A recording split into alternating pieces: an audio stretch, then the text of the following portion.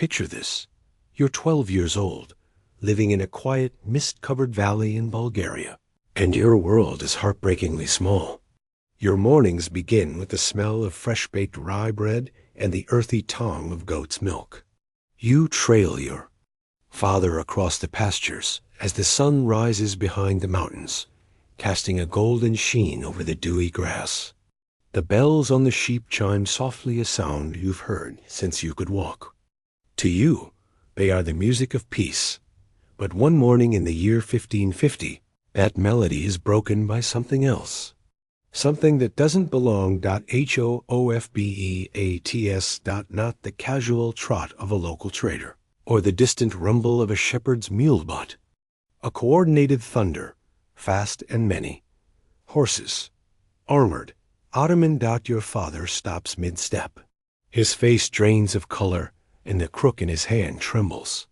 Your mother, hearing the sound from the hut, drops a clay jug she was carrying.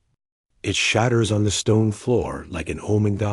And somehow, you already know. The Dev Sherm has come. The Sultan's men ride into the village like a storm.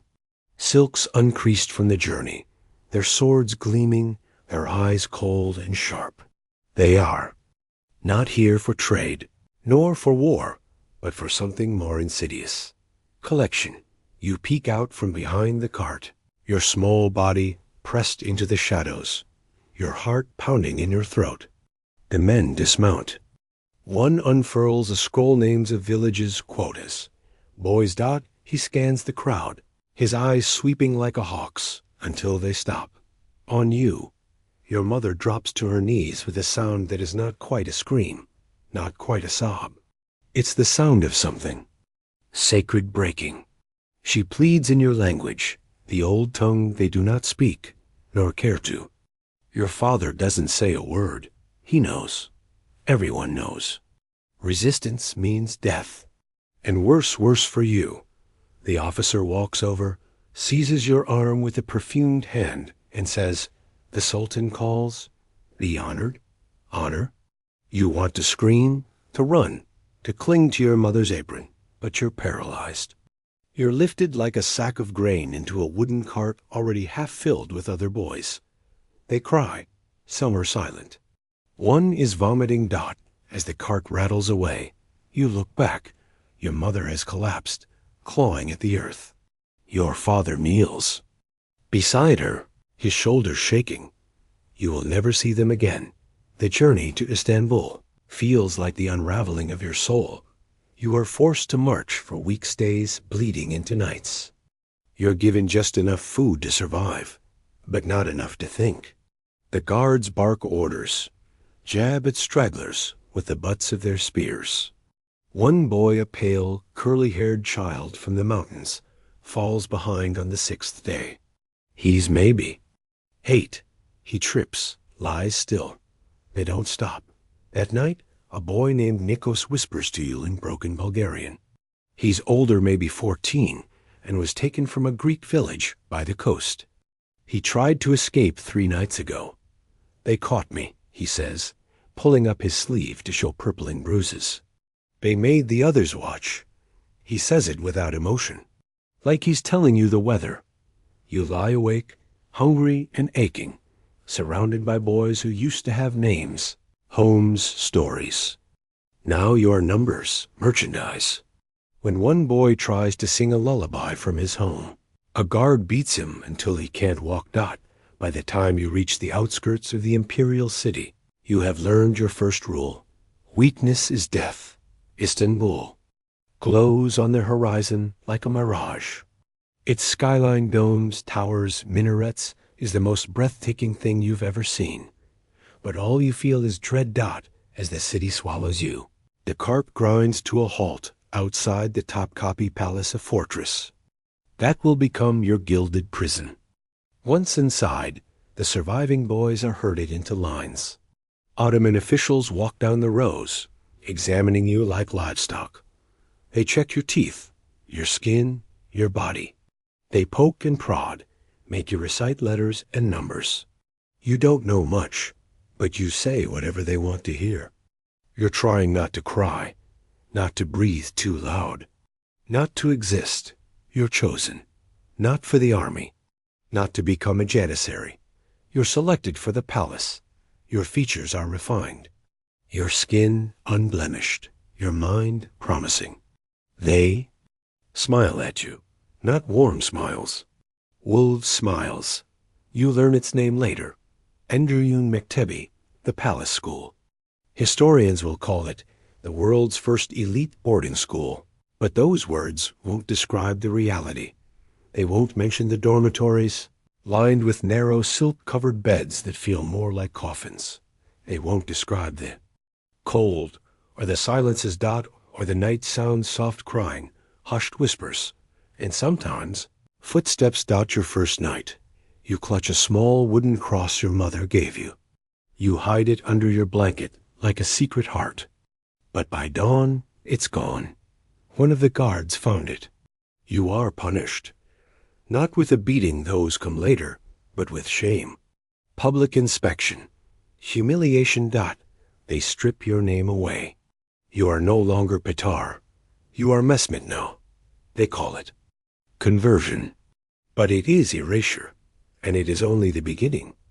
Education or indoctrination.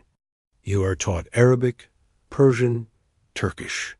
You learn calligraphy, astronomy, poetry, politics. You memorize laws you barely understand and recite them back to men who never smile. Your body is not yours. Neither is your time. Neither is your name. One day, an older boy named Amit, 3 years ahead of you, sits beside you on your bed. He smiles. You're new, he says. I can protect you.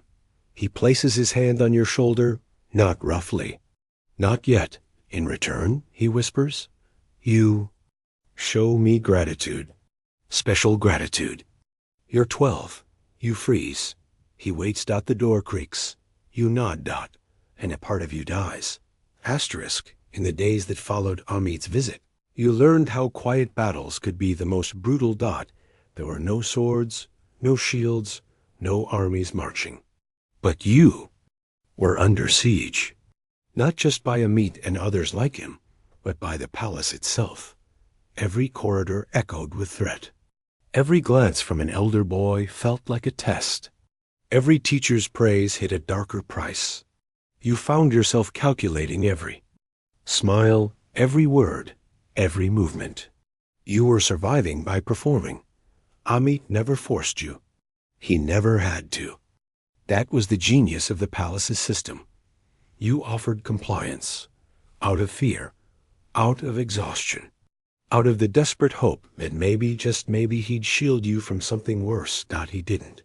Because one night, a teacher came. You were summoned from your dormitory, bathed, perfumed, and clothed in silk you did not choose. You remember the way the eunuch's hands trembled as he brushed your hair, how he avoided looking at your face, how his silence screamed. You walked the corridor alone, your legs shaking beneath you, toward a chamber where you would lose everything the Empire hadn't already taken. When you returned, you felt nothing. Not grief, not pain, just a numb, echoing quiet. And in that silence, something inside you split. Breaking, rebuilding. Weeks passed. Then months. You stopped flinching when older boys touched you. You stopped crying when you heard others scream behind closed doors. You stopped praying at night, not because you no longer believed in God, but because you feared that even He couldn't hear you inside these walls. Your transformation wasn't a moment. It was a process. You became more than a victim. You became a mask. A perfect, polished, obedient servant of Empire. And behind that mask, you buried everything: your name, your family, your faith, your rage. You became indispensable. You excelled in languages. You composed poetry that made your tutors weep. You served tea with grace, recited the Quran flawlessly, debated imperial law with elegance. Your reward? New silks, private instruction, preference. And beneath that glittering surface, abuse continued, rotting you from the inside, The lost, and the damned. Not everyone adapted. Some boys disappeared overnight. No screams, no farewells. Just an empty bed and silence. The next morning. Others broke slowly. There was Stephanos, the boy who refused to smile, who flinched at every touch. He stopped talking, then stopped eating. One night, he carved lines into his arms with a broken tile. You were the one who found him. You never spoke of it. And then there was Dmitri. Dmitri learned fast. Too fast. He flirted with the officials, laughed at their jokes, learned which boys the masters preferred, and helped arrange meetings. He rose quickly, but his eyes? Hollow. One night, you caught him sitting alone, staring at the moon. I haven't dreamed in months, he said. Not even nightmares. He disappeared 6 weeks later, assigned to some vizier's court. A reward, they said. You knew better. The foreign eyes occasionally. Foreign visitors passed through the palace. Ambassadors from Venice, merchants from France, Polish priests pretending to be scholars. They saw your dances, your grace, your manners. They marveled at the empire's discipline, and some of them saw more. A Venetian ambassador once whispered to his scribe, "The boys here are like orchids nurtured to bloom, and plucked in secret." Asterisk, asterisk. Another, from France, wrote home, "The palace boys move like dancers in a silent ballet. Beautiful, terrified dancers. But they never spoke out, never protested. They were guests of empire. And you? You were decoration, the hierarchy of predators by. Your 4th year, you had climbed higher than most. You were a personal aide to one of the Sultan's inner ministers. Your chamber was private, your robes embroidered, your meals served on silver. But comfort came with its own price. You watched others suffer and said nothing. You watched a new boy cry through his first night, and you turned away. You had become what you once feared, a participant, and yet a part of you still remembered. A tiny, silent voice buried beneath the layers of silk and survival. Sometimes at night, you whispered your old name into your pillow, just to remember you once had one. The boy in the garden. One spring, a new boy arrived. He couldn't have been older than 10. Skin pale, eyes green like the valley you once called home. His name was Adrian. He clung to you like a shadow, asked you questions, laughed at your jokes, trusted you. It terrified you, because in him you saw yourself. The version that still believed kindness could survive these walls. You tried to warn him gently. Don't speak unless asked. Don't look them in the eye. Don't fight. But he didn't listen. Adrian was brave. Too brave. He bit a guard who tried to undress him. The next day, he was dragged through the courtyard in chains, forced to kneel in the sun while boys were ordered to mock him. They beat him that night. You heard the sounds, and you did nothing. The next morning, Adrian was gone. Your silence became your heaviest burden. Chikma, the ceremony of the broken at 17. You reached Chikma, the graduation. You were no longer a boy, no longer a golem, no longer in training. You were polished, hardened, empire forged. They called you a success. You were assigned to the court of a powerful pasha in Anatolia. A stepping stone, they said. A future vizier, maybe even grand vizier someday. But as you stood in the ceremonial robes, reciting prayers you had been forced to memorize, you felt only emptiness. You had survived, but at what cost? Asterisk, a new prison in Anatolia. The palace was behind. You now, its corridors, its silks, its whispers. But it had left fingerprints all over your soul. Your new station was a governor's court in central Anatolia. To the villagers there, you were a representative of imperial power, elegant, educated, poised. You could speak with Persian diplomats, quote Arabic poets, and resolve land disputes with a calm voice and a clever smile. They saw your polished boots, your jeweled rings. What they didn't see was the trauma stitched into your bones. At night, you still woke up gasping, the weight of silk sheets suddenly unbearable.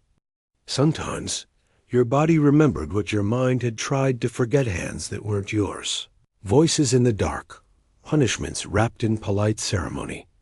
You had escaped the palace, but not yourself.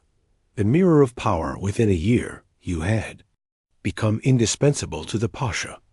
He relied on your judgment, your diplomacy, your ability to manage others, especially the young pages under his care. One day, a small boy spilled a goblet of wine on the Pasha's robe. He trembled, waiting for the strike. You intervened. "Let me discipline him," you said, privately. The Pasha agreed. He didn't care what happened, so long as order was maintained. You brought the boy to your quarters, sat him down. He was terrified. The same age you were when they first touched you, but you did not harm him. You fed him. "Let him rest. You'll be safe," you whispered. It was the first time in years you had said something you meant. The ghosts of survival. But kindness was dangerous. Rumors began. Other officials whispered that you were soft, that you had sympathies for the new boys, that you might be a liability. You heard them laugh behind closed doors. "He came from the Endrian, but he's forgotten how things work." And part of you wanted to scream. I remember too well. That's the problem. You had spent your entire youth being molded into something useful. And now, as a man, you are trying to unlearn the very behaviors that made you powerful. But every time you looked into the mirror, you saw their faces, the guards, the teachers, the enforcers. And the worst part? You also saw your own, the choice 3 years into your post. You were offered a promotion, a return to Istanbul, a place in the palace bureaucracy itself. It was the highest honor. And the final trap, because to accept would mean re-entering the machine that had broken you and helping it break others. You stood at the gates of Topkapi Palace again, dressed in black and silver, the sun rising behind the domes. The same courtyard where you had once been stripped of your name, your god, your body. Now they called you master. The boys lined up for inspection, small, frightened, just like you once were. One of them looked at you, not with fear, but with hope. His eyes asked, "Will you save me?" You turned and walked away. You never entered the palace again. Letters never sent. You spent the next decade in provincial service. You wrote reports, mediated disputes, managed trade routes. On the surface, you were everything the Ottoman elite praised: wise, loyal, efficient. But you carried a secret. You began writing letters to no one. To your mother, to your father, to Adrian, to Stephanos, to the boy who had spilled the wine, to the child you once were. You never sent them, but they kept you human. Legacy of silence. In time you married. An arranged match, of course. You had children, sons. You watched them grow. And every time they laughed or cried or asked for stories, something inside you broke open, because you realized what had been stolen from you could never be returned. Not your innocence, not your language. Not your faith. Not even your ability to love freely. You tried to be gentle, present, whole, but parts of you remained missing. A system built on bones. One night, a visiting scholar asked about your time in the palace. You hesitated. He leaned forward. "Is it true what they say?" he whispered. "About the boys? The training? The other things?" You looked at him for a long moment, and then you lied. You said, "It was an honor. I was fortunate." Because telling the truth wouldn't change anything. Because no one wanted to hear the cost. Because you still didn't know whether speaking out would heal you or shatter you. A prayer in the wind on your final visit to your homeland. Now, decades later, You returned not as a peasant boy, but as an Ottoman official, dressed in fine robes, escorted by guards, respected by all. No one recognized you. Your parents had died. Your village had changed. The fields were different. But the air still smelled like goats and mist and rye bread. You stood at the edge of the same hill where you had once watched sheep. And for the first time in your adult life, you wept. You whispered your real name to the wind and hoped someone somewhere would. Remember. Asterisk the echoes of service in the twilight of your life. Your name was remembered in imperial records as an efficient official, a loyal servant of the Sultan, a model graduate of the Enderun. You were praised for your discipline, your intelligence, your years of dutiful service. But nowhere in those scrolls was the truth written. Nowhere did it say, this man was taken at 12, groomed, broken, rebuilt. Nowhere did it say, he watched friends disappear. He survived by erasing himself. The empire praised your success, but never asked what it cost. Whispers of the forgotten occasionally. You heard the names again. Amit found dead in a bathhouse in Edirne. Dmitri last seen serving a corrupt governor, his smile a scar. Stephanos never confirmed, but rumors whispered of a boy's skeleton found sealed inside a palace storeroom. Adrian. Always Adrian. You sometimes saw him in dreams. Still 10 years old, still innocent. Still looking at you with eyes that begged, do something. But you hadn't. And that guilt, more than any punishment, stayed with you. The final letter in your old age, you wrote one last letter. Not to your family, not to the Sultan, but to the future. I was not born to serve. I was stolen. And what the empire called loyalty was built on the bones of children. We were trained to rule, but also to submit, to seduce, to forget who we were. We were taught languages, but silenced in our own. This empire will one day fall, as all do. And when it does, I hope someone finds this. I hope they remember. Not just the glory, but the pain. We were the flowers of the court, beautiful, exotic, plucked young, crushed quietly. Do not forget us. You never mailed it.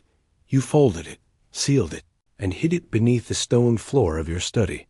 Maybe someone will find it one day. Maybe someone will care. The empire falls centuries later. The empire collapsed under its own weight. Its palaces became museums. Its scrolls became archives. Its slaves and officials, forgotten names, and you were reduced to a footnote.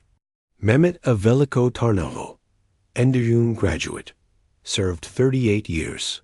Nothing more. Not a word about the broken boys, the stolen identities, the hierarchy of shame. Not a whisper about the pain passed down through touch, through silence, through generations. Rediscovered, and yet here you are. Your story, read centuries later, by someone who found the cracks in the marble. Someone who heard the faint echo of sobbing behind golden walls. Someone who asked not how you served the empire, but why you had to. Someone like you. And that is everything. Because when stories are told, the silenced speak again. A message to the present. If you're reading this, now know this. History often glorifies power and hides pain. It celebrates empires, but forgets the children who built them with their bodies. It praises discipline, but conceals abuse. It calls it tradition. It calls it honor. But we know better. This is not just a story about the Ottoman Empire. It is a story about every system that turns humans into tools, that trains children to perform, obey, and survive at the cost of their souls. That replaces names with numbers. That rewards silence and punishes memory. You may live in a different time, but systems still exist that crush the innocent and reward the complicit. That whisper, you are lucky to be here, while robbing you of everything that made you you. Let this story be a warning. Let it be a prayer dot, and most of all, let it be remembered.